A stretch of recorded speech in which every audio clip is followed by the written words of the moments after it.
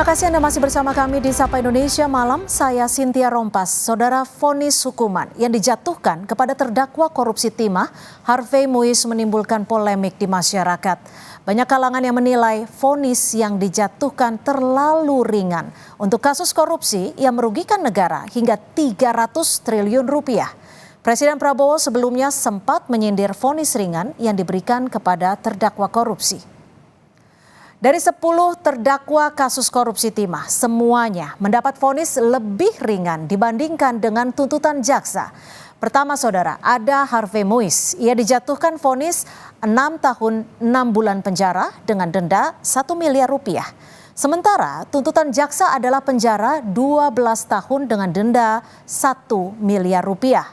Lalu yang kedua saudara, ada Helena Lim yang dijatuhkan vonis 5 tahun penjara serta denda 750 juta rupiah.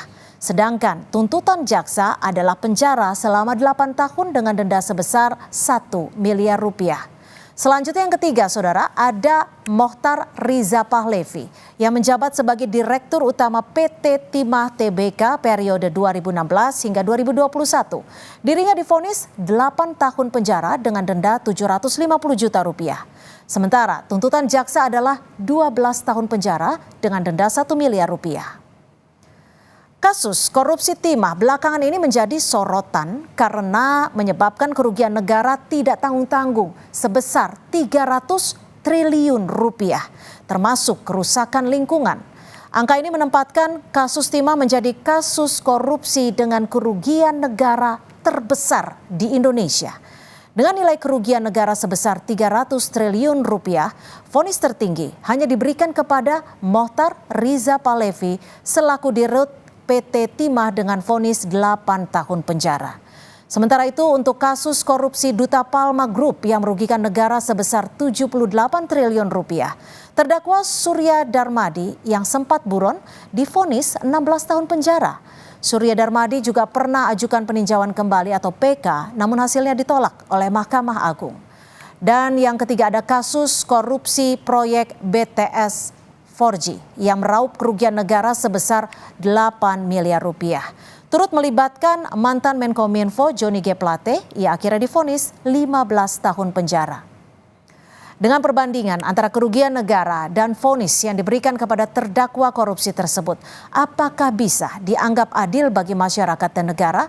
Kita akan bahas usai tayangan berikut.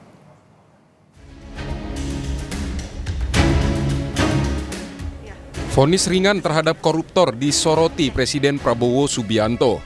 Memang Presiden tak menyebut apa saja kasus korupsi yang menurutnya ringan. Namun pernyataan tersebut tak lama berselang setelah Hakim Pengadilan Tipikor memvonis terdakwa kasus korupsi Tata Niaga Timah Harvey Muiz. Di kasus yang merugikan negara hingga 300 triliun rupiah itu, Harvey dihukum 6 tahun 6 bulan. Menurut Prabowo, korupsi yang merugikan negara hingga ratusan triliun seharusnya dihukum hingga 50 tahun. Kalau sudah jelas melanggar, jelas mengakibatkan kerugian triliunan, ya semua unsurlah.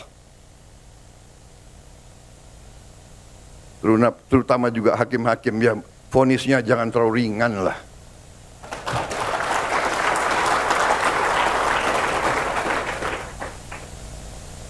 Nanti dibilang Prabowo nggak ngerti hukum lagi.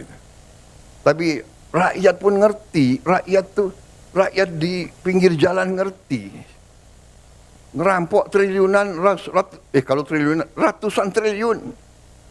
Jaksa Agung naik banding nggak? Naik banding ya? Naik banding. Vonisnya ya 50 tahun begitu kira-kira itu. Menteri Hak Asasi Manusia Natalius Pigai kecewa atas vonis yang diberikan Majelis Hakim Pengadilan Negeri Tindak Pidana Korupsi Jakarta Pusat kepada terpidana kasus korupsi timah Harvey Muiz dan Helena Lim. Menurutnya koruptor adalah juga pelanggar HAM. Namun dia menegaskan pemerintah tak bisa mengintervensi lembaga peradilan. Ada keprihatinan yang kita harus mengungkapkan.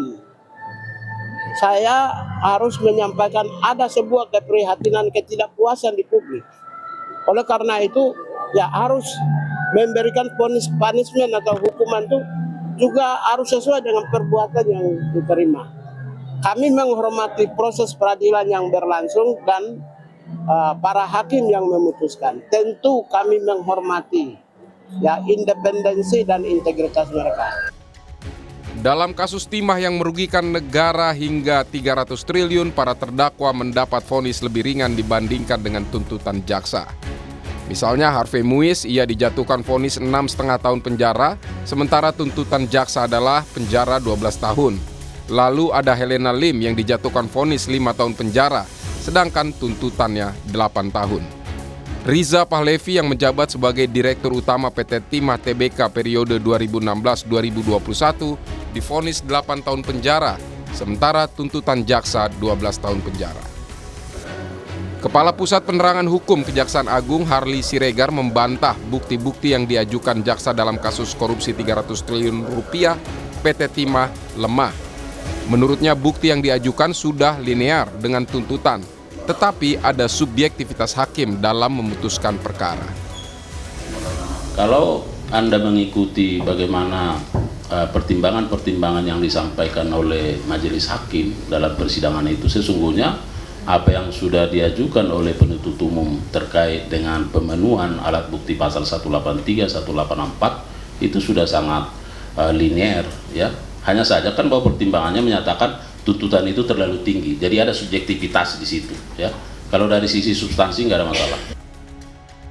Dengan kerugian negara sebesar 300 triliun rupiah, vonis tertinggi di kasus Timah hanya kepada Mokhtar Riza Pahlevi selaku Dirut PT Timah dengan vonis 8 tahun penjara. Sementara untuk kasus korupsi Duta Palma Group yang merugikan negara sebesar 78 triliun rupiah, terdakwa Surya Darmadi yang sempat buron divonis 16 tahun penjara. Sebelumnya Surya Darmadi juga pernah ajukan peninjauan kembali, namun hasilnya ditolak Mahkamah Agung. Dan yang ketiga ada kasus korupsi proyek BTS 4G yang meraup kerugian negara sebesar 8 miliar rupiah, turut melibatkan ex-Menkominfo Johnny G. Plate. Ia akhirnya divonis 15 tahun penjara. Vonis hakim diharapkan bisa menimbulkan efek jera kepada koruptor, apalagi jika merugikan negara hingga triliunan rupiah. Tim Liputan Kompas TV.